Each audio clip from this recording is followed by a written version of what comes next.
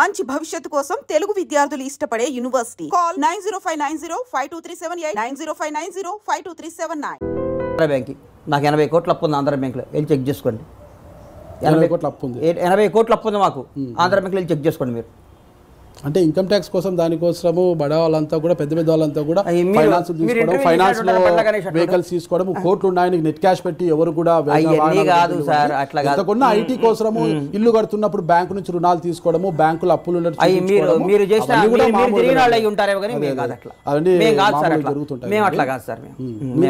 మేము మామూలుగా మేము కష్టపడి మేము బ్యాంకులో లోన్లు తీసుకొని మేము ఫార్ములు కట్టుకొని మేము వ్యవసాయం చేసుకొని మేము రియల్ ఎస్టేట్ చేసుకొని మేము వ్యాపారాలు చేసుకొని పైకి వచ్చిన వాళ్ళే కానీ మీలాగా సెటిల్మెంట్లు ఆర్గ్యుమెంట్లు నాన్ సెన్స్లు న్యూసెన్స్లు కాంట్రవర్సీలు అట్లాంటివి చేసుకొని మేము రాలా.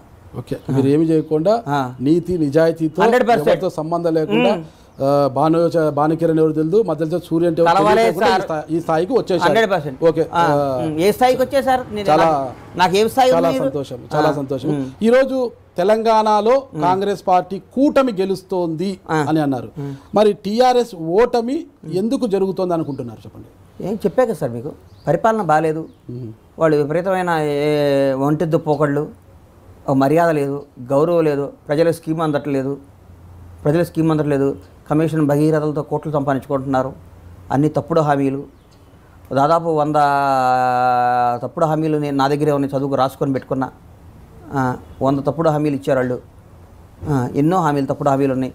ఇంటికో ఉద్యోగం అన్నారు, ముస్లిమ్స్కి 12% 4 నెలల రిజిస్ట్రేషన్ ఇస్తున్నారు, వ్యవసాయ పంట కనీస మద్దతు ధర అన్నారు, నిరుద్యోగులకి యువతకు 1,00,000 ఉద్యోగాలు అన్నారు, టీఎస్పీసీ ఉద్యోగాల క్యాలెండర్ అన్నారు, వారసత్వ కుటుంబ రాజకీయాలు ఉండవన్నారు.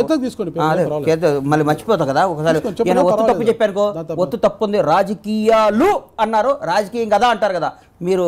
కాంట్రవర్సీకి ఇంకో మారు పేరు నాగరాజు గారు. మరీ అంత వంకర బుద్ధితో చూసేంత వ్యక్తి కాదండి మీరు. అట్లా నాకైతే ఉత్సవపడిపోతుంది సార్ మీద ఇంటర్వ్యూ చేస్తుంటే. ప్రతి నియోజకవర్గం పాలిటెక్నిక్ కాలేజ్ అన్నారు, రైతులు 1,00,000 రూపాయలు రుణమాఫీ అన్నారు, నూతన యూనివర్సిటీల ఏర్పాటు అభివృద్ధి అన్నారు, తెలంగాణ ఉద్యమకారులందరికీ రాజకీయ అవకాశాలు అన్నారు, మహిళా యూనివర్సిటీలు ఏర్పాటు చేస్తూ అభివృద్ధి అన్నారు, వెటర్నరీ యూనివర్సిటీ ఏర్పాటు చేస్తూ అభివృద్ధి అన్నారు, ఎస్సీ ఎస్టీ స్లాబ్ విధానాలకు నేను రాసుకొని నేను టైప్ చేయించుకున్నా సార్.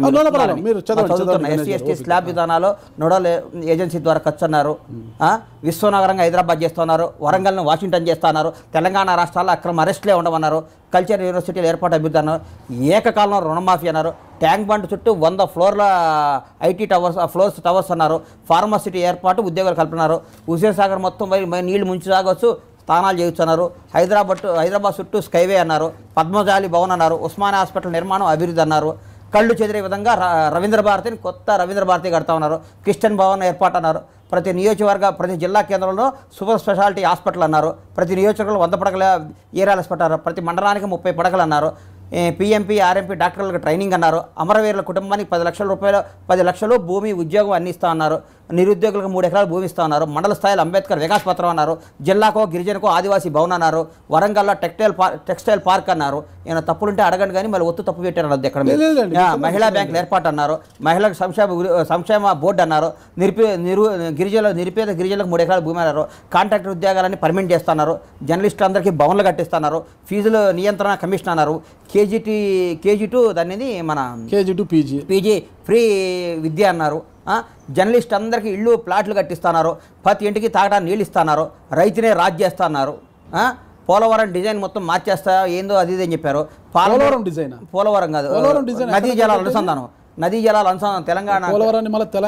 అరే అదే మీరు ఇది ఎక్కడ తప్పు మాట్లాడతాడా, ఇన్ని ఎక్కడ ఇవ్వాలని అమ్మ ఇది నాయన పంచాయతీ మీద కన్నా నీకు దండం పెడతానా నా మీద, నా జీవితం మీద విత్తన ఉత్పత్తి కేంద్రాలు అన్నారు, మరి ప్రతి జిల్లాకి గవర్నమెంట్ ఇంజనీరింగ్ కాలేజీలు అన్నారు, మరి రైతులందరికీ సాయిల్ని టెస్ట్ చేసి మీ పంటలో మొక్కలు వేయచ్చా, పత్తి వేయచ్చా, మిర్చి వేయచ్చా, ఏది వేయాలో మేమే చెప్తా ఉన్నారు, బంజారా భవన్ పెద్దది కట్టిస్తూ ఉన్నారు, ట్రైబల్కి యూనివర్సిటీ కట్టిస్తూ ఉన్నారు, పరిపాలన ప్రజా సంఘాలు తోడ్పాటు అన్నారు, ప్రభుత్వాలకు సలహాల సంప్రదింపు వర్గాలకు ఒక పెద్ద సలహా మండలి అన్నారు, జర్నలిస్ట్ అందరికీ హెల్త్ కార్డులు అన్నారు, ప్రాణహిత సేవలకు జాతీయ హోదా అన్నారు, మైనింగ్ యూనివర్సిటీ అన్నారు, బయ్యారంలో ఉక్కు పరిశ్రమ అన్నారు, తండాలో గూడాల అభివృద్ధి అన్నారు, దళితులకు సంక్షేమ ప్రత్యేక నిధి అన్నారు, పంపు సెట్లకు సర్ఛార్జీలు ఉండవన్నారు, నిజామాబాద్ చెరువుని నిజామాబాద్లో చెరుకుకు పసుపుకి పరిశోధన కేంద్రాలు చేస్తూ ఉన్నారు, ఎన్నో ఇట్లాంటి ఎన్నో మావోలిస్టులకు ఎజెండానే మా ఎజెండా అన్నారు. ఒకటి కళ్యాణ లక్ష్మి, రైతు బంధు ఇట్లాంటివన్నీ ఏం లేవు కదండి. అయ్యేదో కళ్యాణ బస్తు, రైతు బంధువులు అన్ని మా పేర్లు, మా పథకాలని పేరు మార్చారు సార్.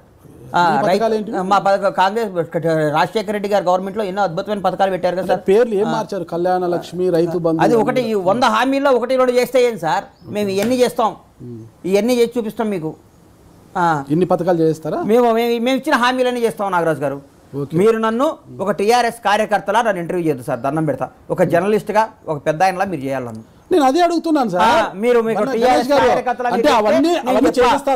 నేను చెప్పాను మీరు ఏంది సార్ టీఆర్ఎస్ కార్యకర్తలాగా మీరు నన్ను ఇట్లా డిబేట్ చేస్తే నేను ఒప్పుకోను గురుగారు. కాదండి, అవన్నీ చేస్తారా? మేము ఇవన్నీ చేయలేకపోయారు. అవన్నీ మాకు మీరు వాళ్ళని అడగాలి, మమ్మల్ని అడుగుతారు. ఓకే, ఇవన్నీ అమలైనయా? ఇప్పుడు నేను చదివిన దాంట్లో అమలైందా? మిషన్ కాకతీయ అయిపోయిందా సార్?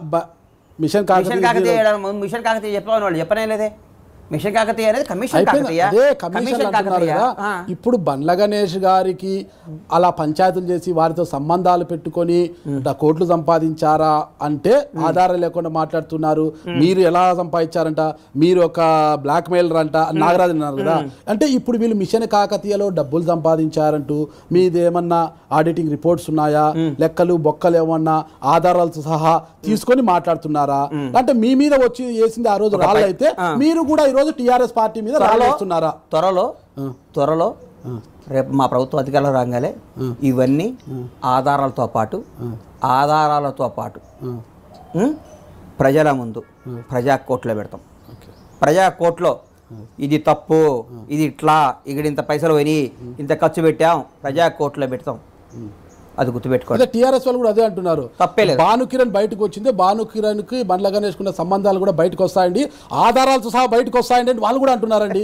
ఇదేంది ఇది? మీరేమో త్వరలో వస్తాయంటున్నారు, వాళ్ళు అట్లా అంటున్నారు త్వరలోనే భానుకిరణ్ కి ఆయనకున్న సంబంధాలు బయటపడతాయనేసి. సార్ గురుగారు, అరిగిపోయిన టేప్ రికార్డ్ లాగా మీరు మాట్లాడటం, నేను అరిగిపోయిన సిడీ లాగా మీకు ఆన్సర్లు చెప్పటం, కాంట్రవర్సీ లేని క్వశ్చన్ ఊరికి ఉపయోగం లేని మీరు చెప్పే పేర్లు అన్ని టైం అది ఇది రాజకీయ. కాంగ్రెస్ పార్టీ అధికారంలోకి వస్తే ఏం అభివృద్ధి చేయాలనుకుంటున్నారు? మేము చెప్పాం కదా సార్, ఒకసారి చెప్తే నేను వినలేదు. ఏ కాలం రుణమాఫీ చెప్పాం, మన ఆర్టీసీని అన్నీ చెప్పాం. నాకు ఇప్పుడు మీ దెబ్బకు మొత్తం మర్చిపోయాను. మేము చెప్పిన హామీలన్నీ మేము చేస్తాం. ఓకే, ఒకటి కాదు, మేము అన్నీ చేస్తాం. 5 లక్షల రూపాయలు ఇల్లు కట్టుకోవడానికి ఇస్తామని చెప్పాం. సన్న బియ్యం ఇస్తా ఉన్నాం, పప్పులు ఉప్పులు అన్నీ కలిపి ఒక ప్యాకెట్లో ఇస్తామని చెప్పాం. నిరుద్యోగులకు 3000 రూపాయల బీమాని మేము చెప్పాం. అన్నీ మేము చెప్పిన మేము మేనిఫెస్టోలో మా వాళ్ళు పెట్టినవి చేస్తాం.